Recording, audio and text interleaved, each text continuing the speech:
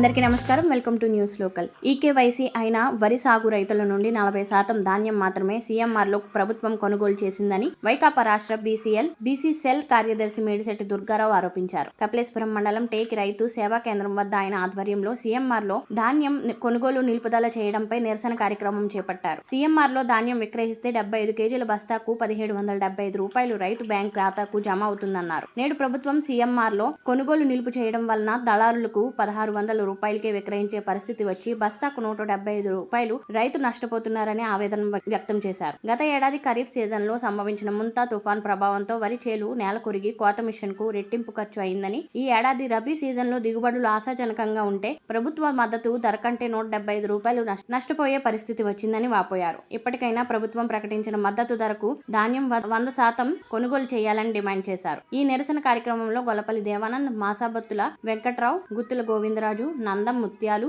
గుత్తుల శ్రీను, మెర్ల ఆదియ్య, సోరంపూడి శ్రీనివాస్, సట్రాజు సత్యనారాయణ, ముత్యాల నారాయణరావు తదితరులు పాల్గొన్నారు. కపిలేశ్వరపురం మండలం టేకి గ్రామంలో జగన్ గారి హయాంలో నిర్మించినటువంటి రైతు భరోసా కేంద్రం ఇప్పుడు రైతు సేవా కేంద్రం కింద పేరు కూడా మార్చడం జరిగింది. ఆ రైతు సేవా కేంద్రం దగ్గర రైతులందరితో కూడి పత్రికాముఖంగా వ్యవసాయ అధికారులకు కానీ ఇప్పుడు కూటమి ప్రభుత్వంలో ఉన్నటువంటి నాయకులకు కానీ తెలియజేస్తా ఉన్నాం.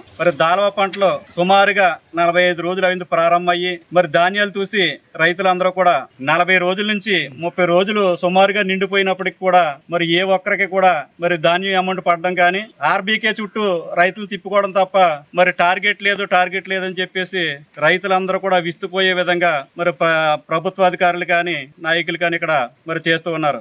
ఎందుకంటే మా టేకి గ్రామానికి సంబంధించి మండలంలోనే అతిపెద్ద రెవెన్యూ విలేజ్ సుమారుగా 2188 ఎకరాలు వరి పంట మీద ఆధారపడి ఉన్నటువంటి రైతులందరూ కూడా ఇంచుమించుగా 2200 ఎకరాలు ఈ క్రాప్ ప్రభుత్వ అధికారుల ద్వారా 126 PR 126 274 ఎకరాలు 1121 717 ఎకరాలు 3626 MTU బొండాలు 1197 ఎకరాలు ఈ క్రాప్ కూడా నమోదైందని చెప్పేసి అధికారుల ద్వారా వివరణ తెలుసుకుని ఉన్నాం.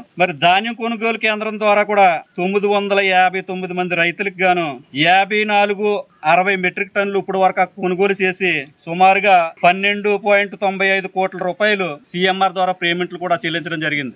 ఇంకా నిర్దేశించినటువంటి అంచనా ప్రకారంగా రైతుల దగ్గర నుంచి కొనుగోలు చేయవలసినటువంటి ధాన్యం ఇంకా 40% ధాన్యం సీఎంఆర్ కొట్టవలసి ఉంది. అంటే ఇంచుమించుగా 4000 మెట్రిక్ టన్నుల ధాన్యానికి ఒక టేకి గ్రామంలోనే పేమెంట్లు సీఎంఆర్ కొట్టవలసి ఉంది.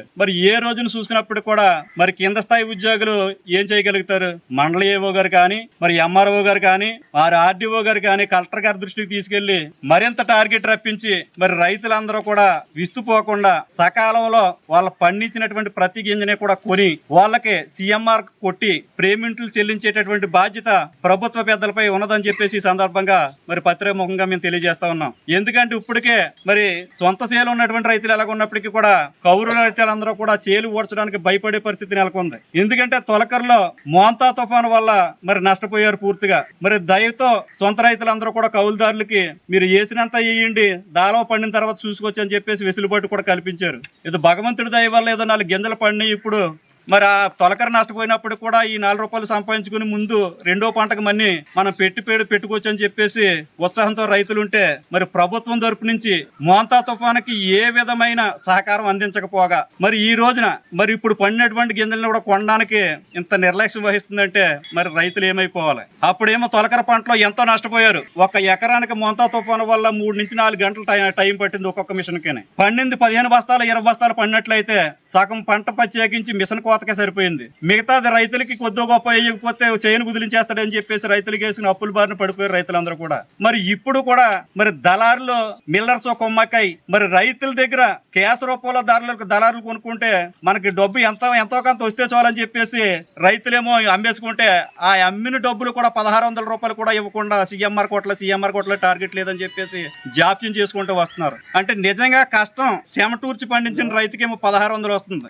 ఈ రోజు సీఎంఆర్ రూపంలో గవర్నమెంట్ నిర్ణయించినటువంటి రేటు ఒక 75 కేజీల బస్తాకి 1775 రూపాయలు మరి అకౌంట్ లో పడే పరిస్థితి మనం చూస్తా ఉన్నాం. అంటే 175 రూపాయలు ఎవరి జేబులోకి వెళ్తున్నాయి. కొన్ని వెళ్ళి అనుకుంటే ఏ ఒక్క రైతు కూడా సంతోషంగా రైతు సేవా కేంద్రం కానించి ఇంటికి వెళ్లకుండా ఇవాళ టార్గెట్ అయిపోయింది, రేపు రండి, రేపు వస్తే రేపు టార్గెట్ అయిపోయింది, ఎల్లుండి రండి, ఎల్లుండి వస్తే మళ్ళీ ఇంకొక 2 రోజులు పోయిన తర్వాత టార్గెట్ వస్తుంది అని చెప్పేసి పనులు మానేసి దూల కాసుకునే వాళ్ళు దూల కాసుకోవడం మానేసి కూలికెళ్ళి వాళ్ళు కూలి పని మానేసి రోజు రైతు సేవా కేంద్రం కాడకు తిరగడం తిప్పించుకోవడం ఎంతవరకు సబబు అని చెప్పేసి ఈ సందర్భంగా మరి మీడియా ముఖంగా నేను ప్రశ్నిస్తా ఉన్నాను. అధికారులు కానీ మరి కూటమి ప్రభుత్వ నాయకులు కానీ మరి కలెక్టర్ గారి దృష్టికి తీసుకెళ్తారో, ఆర్డీఓ గారి దృష్టికి తీసుకెళ్తారో, తీసుకుని వెళ్ళి ఒక 2-3 రోజుల్లోనే మరి నెలకేతం అమ్మినటువంటి రైతులు ఇంకా సీఎంఆర్ కొట్టవలసిన రైతులందరూ కూడా ఎంతో విస్తుపోయి ఉన్నారు. మరి రైతు కన్నీరు పెడితే రాష్ట్రం మాత్రం ఎట్టి పరిస్థితుల్లోనూ సుభిక్షంగా ఉండదు. మరి రైతే రాష్ట్రానికి ఎన్నుముఖం చెప్పుకునే మరి అందరూ కూడా రైతు